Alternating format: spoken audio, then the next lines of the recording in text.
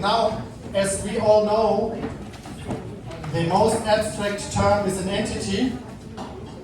I want to give you an impression about this virtual entity. What is a virtual entity? It's not so easy using that name, but I have prepared a test with you. Look at this picture, what happens here. And this is special.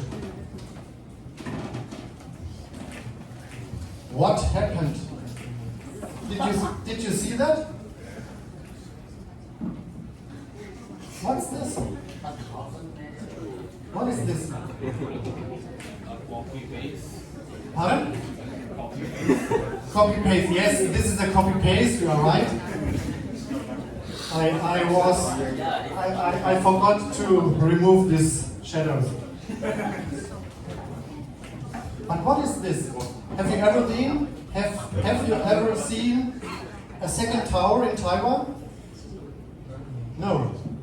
So this is for sure a virtual entity. So I created a representation of a second tower, taller than the tallest tower, in your brain. I created a representation, a mental entity in your brain, which represents a second tower in Taipei. Sensational, isn't it? I think this very sensational. You don't find this sensational because you look every day movies where you see a lot of virtual entities. Superman, Batman, Spider-Man are all virtual entities which were visualized by the movie makers.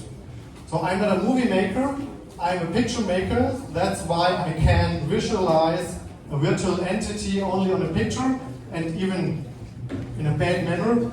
So you saw the copy-paste. But this is a virtual entity, very easy. And our brain is dealing a lot with virtual entities. And we don't think about that.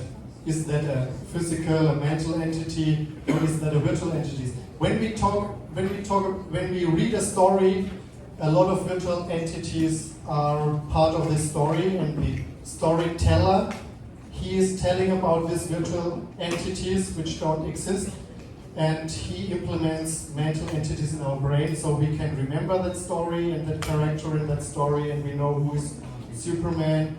Anyone knows? Anyone does not know who is Superman?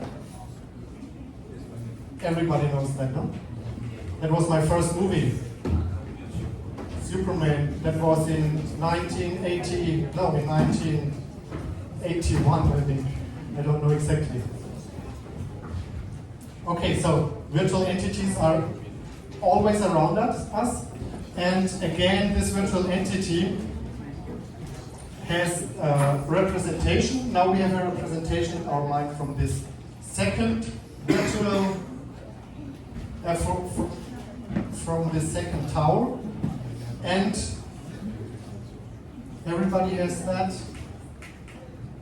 And I would call this tower 202 because it's twice as high as the 101. Why is the tower 101 called 101? It is 101. I think 101 Floors. Because this tower has 101 floors, that's why they call it 101. So there is also a semantic behind that name. And I call it the new Tower 202. And incredible again, we can create virtual entities, and we even can give names to that, and so on and so on. So this is fascinating, but this is the thing which we can do with our brain. And so we are living in three worlds. We are living in one unique physical world. We have a mental world, and this mental world, again, this is individual. Every person and every individual has its own individual mental world. And we have a virtual world, where all these abstractions, numbers, notions, Even a number is a virtual entity. Number doesn't exist. Only representations in our brains, two numbers exist, or we write it on a paper, then it's a number on a paper. So these are the three different worlds we are living in and we are living with. And our brain is connecting everything together, so representing physical items and representing even mental items in our own brain or in the brain of another person. So this is the entity. And surprise, surprise, in the mental world, mental entities can get lost and be duplicated. And this is, surprise two, you cannot do that in the physical world. You cannot copy a physical entity. If that would be possible, I would copy 1 kilo gold to have 2 kilo golds. Not possible. So, fundamental difference between these two worlds. And that's why probably it was so difficult to invent the computer, which is also operating on this mental world. What is a thought now? We learned thoughts are running through our head. We know that. That's what we call thought. We can see them in our mental eye. Who knows what the mental eye is? Our mind, What is the mental eye? our brain, Our brain is more than the mental eye. consciousness. Consciousness has to do a lot with the mental eye, yes. The mental eye is that what we currently see. Not coming from outside, also coming from outside. Neurons. The thought, the mental eye shows the thought you can be aware of and you can see. You can close your eyes and you can think of the 202. Now you can. So this thought is running through your, not through, but it's passing your mental eye. So the mental eye is that what we currently see, it's the awareness.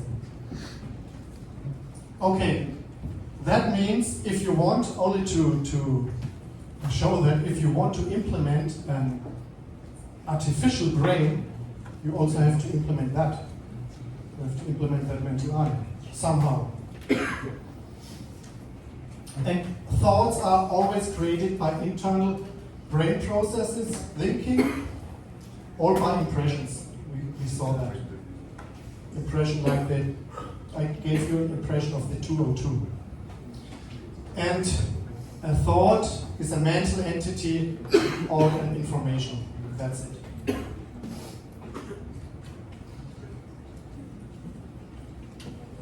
Let's get a little bit closer to the computer world. In the computer world, information is the most interesting and the most important thing, because computers, as you already hear, are processing information. I think now you can imagine a little bit better what that means, because there is a big fight between different researchers. One researcher is saying, oh, computers are only processing data. Other researchers are saying, oh, computers, of course, processing information. So to understand that, of course, you need a definition of what information is. And now we have a definition. Information is a mental entity which comes to our mind and disappears. And that is the same in computers. Who is familiar in programming a little bit? Whoever wrote a small program, Hello World? Okay, at least two guys here. So, and the issue is, in computers, if you switch off the power, the information gets lost. So this is the same in our brain, not switching off the power, but if we are not concentrated or focused and not able to store our thoughts in our memory, the thoughts get lost. Who was ever looking for a thought he was not able to remember? You know this situation. Many times. Too many times, yeah. Yeah, too many times. So sometimes, especially when we are disturbed, we are not able to memorize our thoughts. So the memory is an important part of our brain to keep the thoughts stored or saved, to be able to think about that issue at the next day. And this is your daily work as a student. Your daily work as a student is storing thoughts in your memory. Why? Because there will come a day when your teacher comes and asks you, what do you know about? And then you have to recall, be able to recall that information. So this is the principle of the brain, and it's the same principle of a computer. If you don't store this information you are processing, the hello world, on a permanent medium, you will lose that information. So again, a very similar architecture comparing a brain to a computer. It's interesting, isn't it? Yes, for me it's interesting. I think for you too. So, atomic information, bam. What is that? What is that? K-pop. What is K-pop? Where the hell is this Robert Grimmel knowing about K-pop? Who can explain me what is K-pop? So this is an elementary, this is an atomic information, this is a name. Who knows what K-pop is? Raise your hand. Who knows it?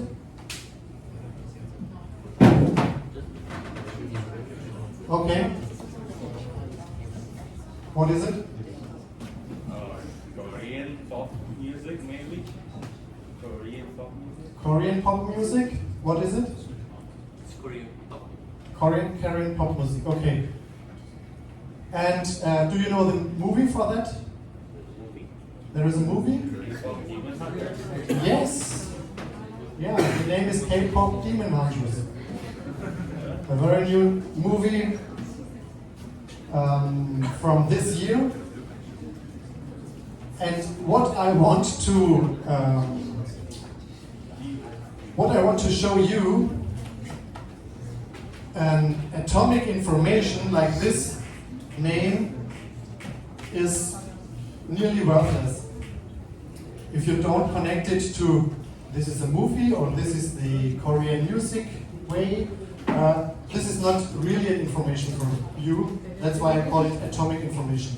And you always use an association, an explanation to what this is. And then you have elementary information that this tower is the city tower of Taiwan, and K-pop also is a movie, K-pop Demon Hunters. Did anyone saw the movie? You saw it? Sure. I saw it 3 times with my 9-year-old daughter. She's crazy for that movie. That's why I took this name. Okay, elementary information. And do you remember this long sentence? Of course not, because this sentence is too long. The tower in a big city, in a country, and so on and so on. And this sentence created a network in your mind. Probably it was in your mind before, but this sentence addresses this network, this information network, where there is a country, there is a city, there is an island group, Philippines, there is a mainland neighbor, Eurasia, there is ocean island, there is an ocean, Pacific, and so on and so on. So this is an information network in our brain, and this looks very similar to information networks, or it is identical to information networks in computers. So that's why I raised that questions are thoughts possible in computers. And I think you recognize now in which direction I want to teach you. I think you recognize this, the answer would be, we come to that. And of course, if you take the names into that network, it gets larger, and so you have other associations too. And these are 14 mental entities and 13 associations. This is an information network made of elementary information and atomic information. And computers, and this is the question we work on, do they have thoughts or not? And you know this term Elektronengehirn, in German, electron brain, is that right translated? Not so right. Yeah. So sometimes we compare computers to brains. So this is common, I think, if you talk to people.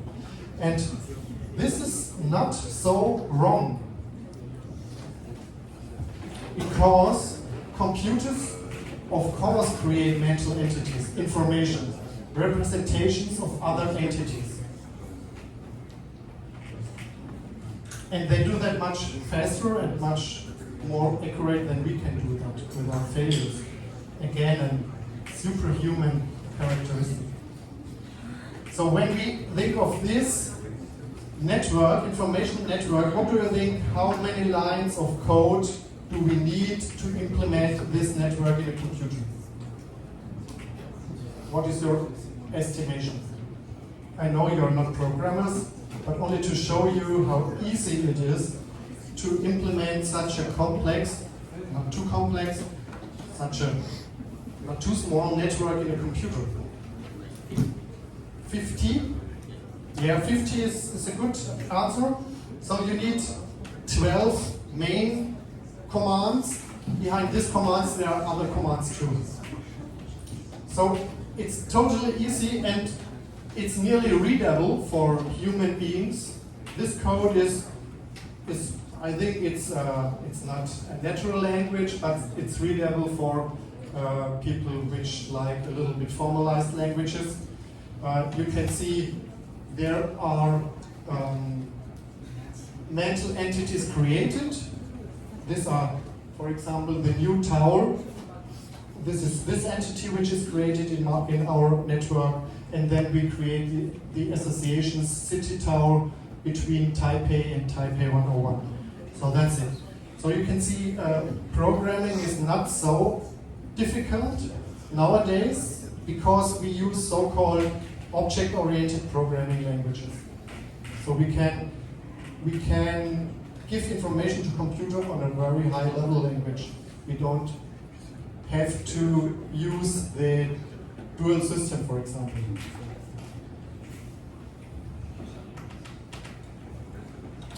And for me it's sensational. If a mental entity is a thought, computers have thoughts too. That's it. But there is a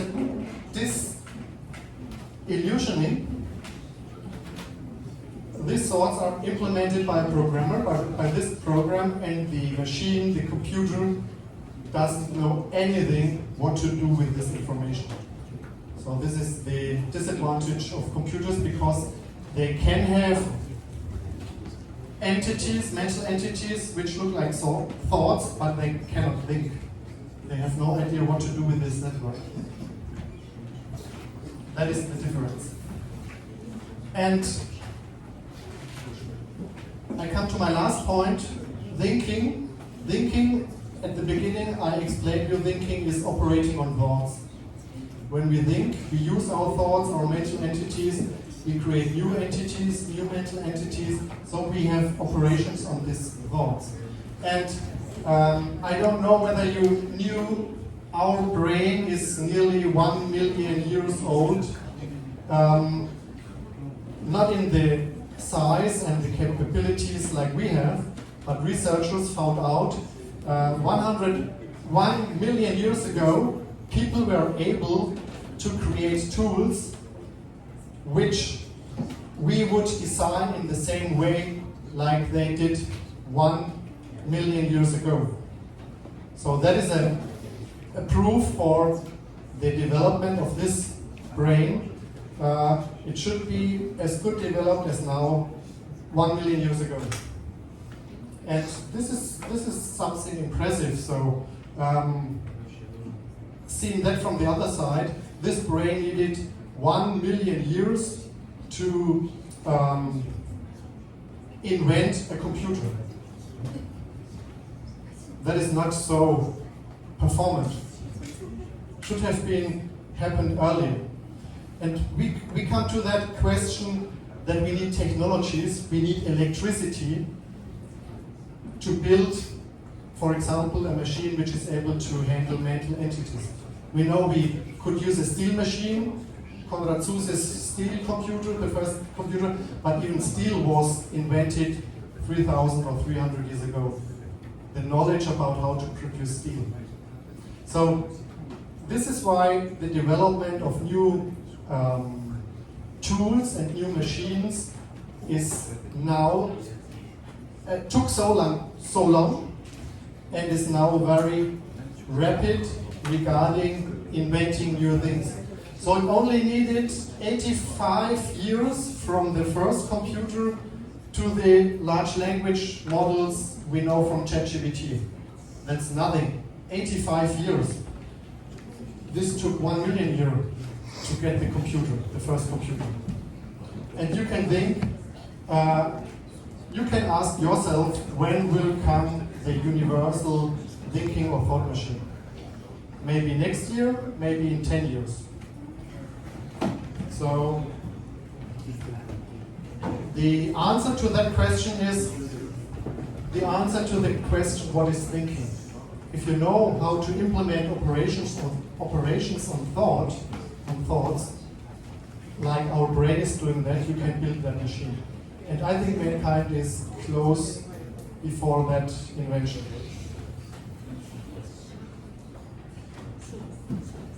Thinking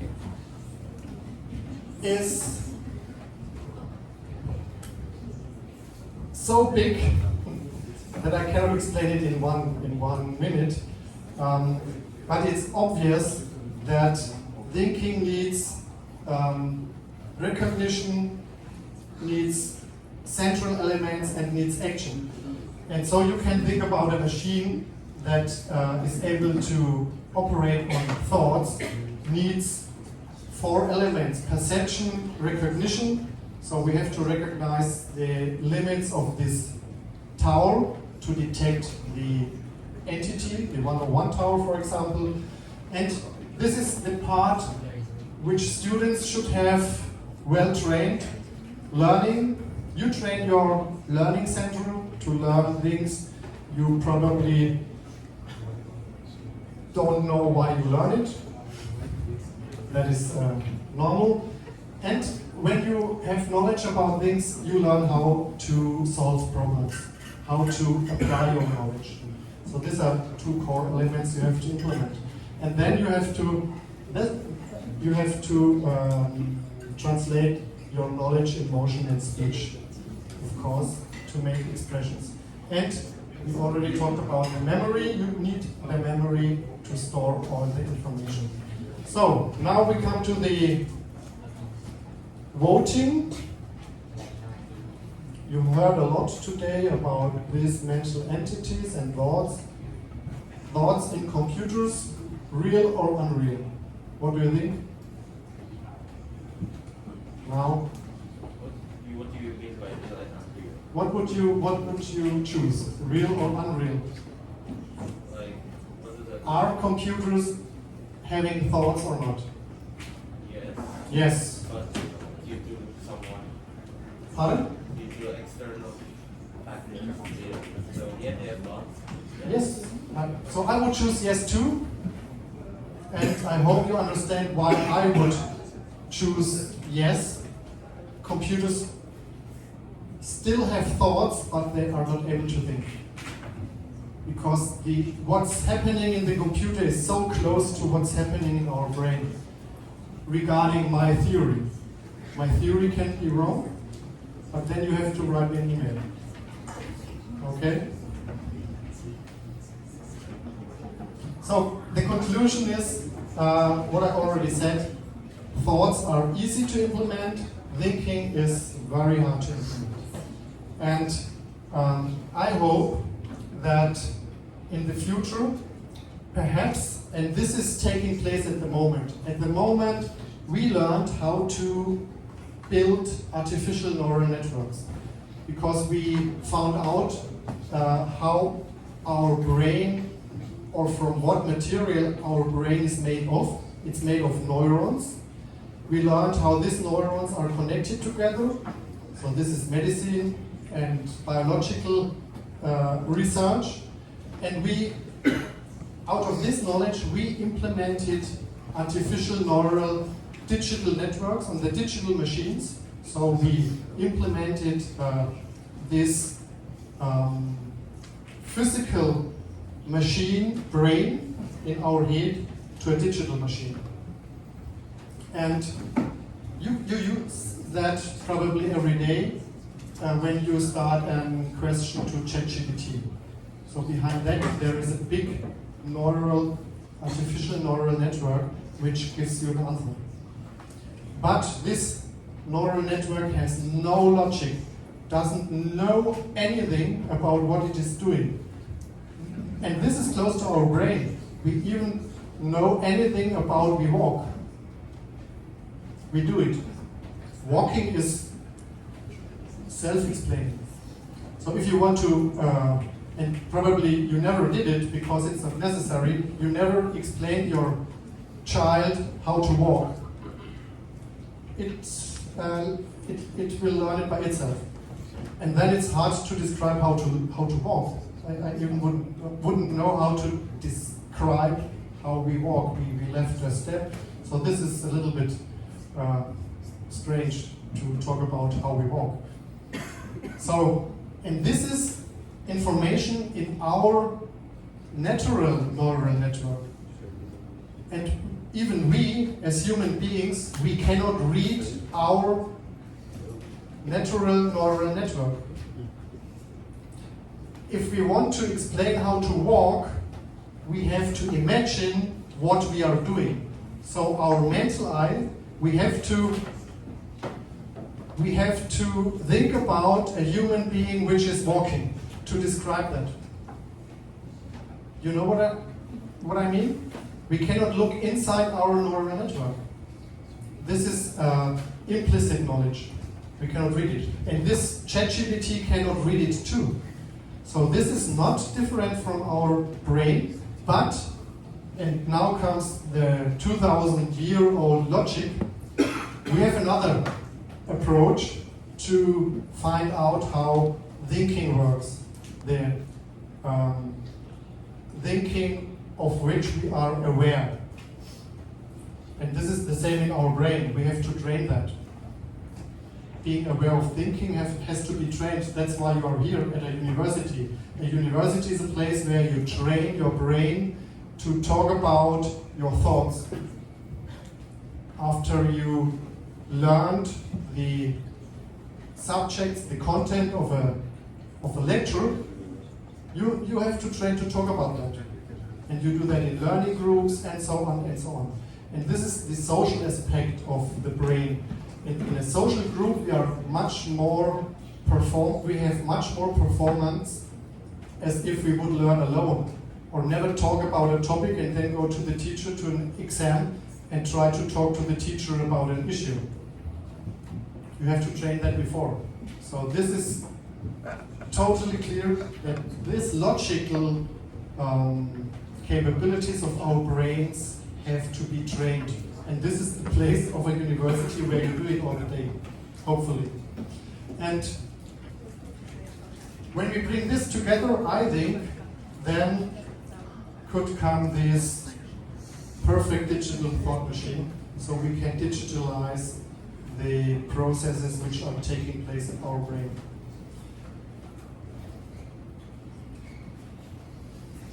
Last question.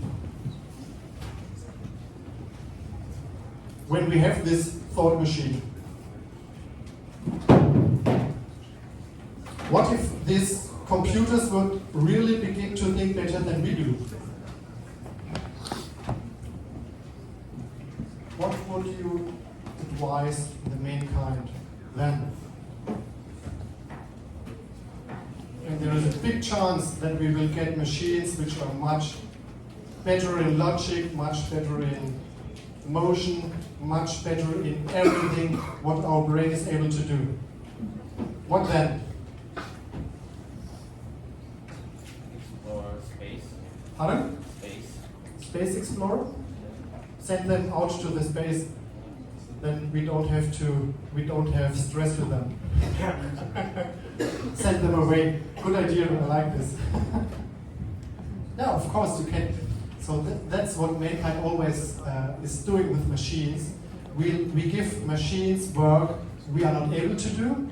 We cannot explore the space because we die in 80 years. So we can use that machines again for things we are not able to do by ourselves, like we do it with every machine. When we enter a car, that car is much faster than we are. That's why we like cars. We save time. Always walking from Frankfurt to Taipei needs 6 months, perhaps a year. In a plane you do it in 12 hours. So we like these machines, and we get a lot of positive things out of the work of that machines, even the computer. So we don't have to do anything, I think. We only have to take care to make these machines safe, like we do when we have, for example, construction machines. So there have to be safety, so that there is no harming of people. We have to make our computer safe regarding our data, and so we have to make this machine also safe. That's it. And we are clever enough, hopefully, to make this machine safe. Otherwise, we ask the machine, please make yourself safe. Maybe. Thank you.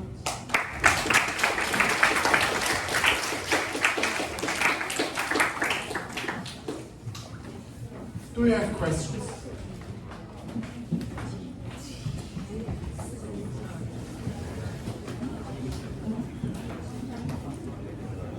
Any questions about the subject? I think you got a lot of information. I think you can use it for your study. And I think you will think for the rest of your life of the 202. Any questions to me, to my university, to my person? Yes? How does our brain is able to like store all of this information? Very complex. So the research, the question is, how is our brain storing all this information? I already told our brain is not able to store as much information at ChatGPT, never. But storing information from a medicine point of view is done in the nerves by proteins. So the memory is based on a physical effect. So, and this is interesting because the mental entity, a thought, only can be recalled if it is materialized in the brain. So the thought is not an electric wave which is always in our mind. The thought is generated out of impressions or out of our memory, which is a materialized mental entity. So our brain needs, or in other words, every thought has a materialized copy in our memory. And this is again close to computers. Before you switch off the computer, put off the electricity, you have to store we call that transient entities to persistent entities. And if you switch it off again, you can read persistent entities and make again transient entities, thoughts out of it. So this is solved. This problem is solved. Yes. I wanted to ask your thoughts with regard to, do you think computers or AI would ever be able to replicate what humans do with regards to the humanities, things such as art, literature, music? Yes, I think so, because literature arts is nothing else than materializing virtual entities, virtual ideas. If you invent a new character, Superman, call it Superman. So there is always a person who invented these virtual characters, and then you can give that to a drawer, and you can make pictures or movies out of that. So before a movie or a virtual actor exists, there is always a mental entity in anyone's mind. Okay? And creativity, so the perfect question is, how is creativity working in our mind? I think this is an interesting question, and I think creativity has a lot to do with experimenting with thoughts. Or even creativity has to do with making failures. So think in another direction. Yeah. How does boredom sometimes just lead you to being more creative? Boredom. Oh, again? How does boredom lead you to? What is boredom? Being bored. Being boring. Boredom. Being boring. So being bored. Being bored. I think being bored is an important thing because your mind never sleeps. And if you are bored, this is the space for your brain to invent and create new things. Out of, like sleeping, when you sleep, you process all your impressions of the day. And when you're bored, your brain is working in the background and working on impressions, working on stored mental entities, stored on situations, and combines that somehow to get new pictures out of that. But this is very psychological. This is a very psychological question, because that means what is about fears, what is about depression, and so on and so on. So this is very complex. Yeah. Okay, question? 2 questions? No? Okay, yes?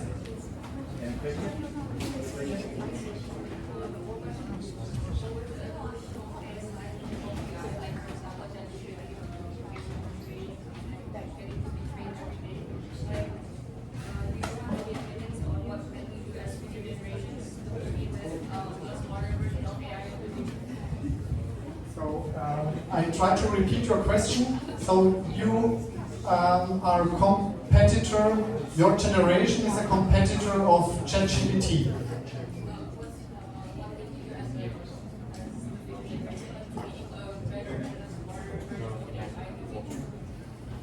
To get a better, a smarter AI. Yeah, so I think a lot of scientists are working on better and smarter AI solutions. And probably you know that this ChatGPT large language model, for example, is not able to include new information into the model. What obviously our brain does instantly. If you hear a new association, so you immediately memorize that. And to make this ChatGPT better, this effect of learning instantly, not learning in the background. So ChatGPT was trained for 3 years.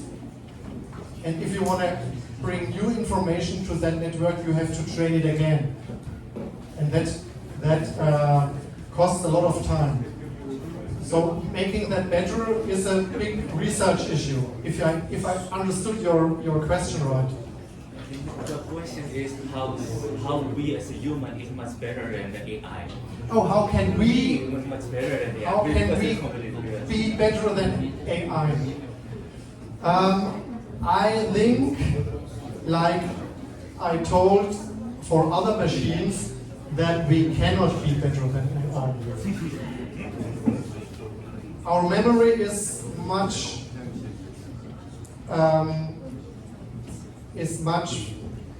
better. The capacity is much less than a computer. So I think we cannot compete with that. But we have to find a way how we use that machines. At the end of the day, it's a machine. It's an artificial, constructed system, constructed by human beings, and that's a machine. Yeah? Well, in the future, this machine evolves so much to the point where it could think in, let's say, the fourth dimension, the fourth dimension. Would it happen? Like, we can essentially evolve to the point where, because we can only think in 3D, right? Would it eventually think in 4D and explain to us what we can So do? the question is whether this machine can think in the fourth dimension. So this is a separate lecture. So because talking about dimensional thinking, we have to define that dimension thing. Because you always can an n-dimension space transform to a one-dimension space. It's not a question of dimension. This dimensional discussion is not leading to important insights, in my opinion. But it's interesting to talk about different dimensions, fourth dimension, and so on and so on. But that's not part of what we need to learn, to teach, to be in communities and so on. Okay, And the time is time is over. okay, yeah. So let's have the round of applause to Professor Robert.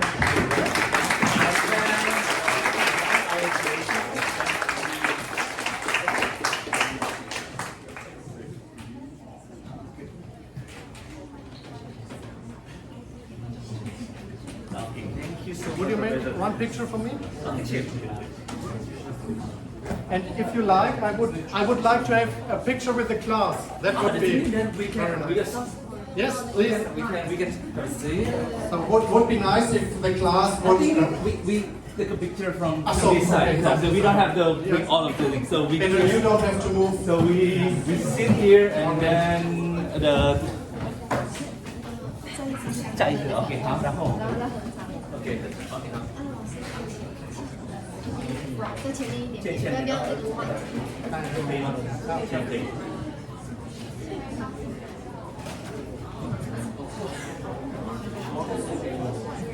Okay, and then we have the so we sit here and then from the you can take a picture from front. So all of the audience is gonna be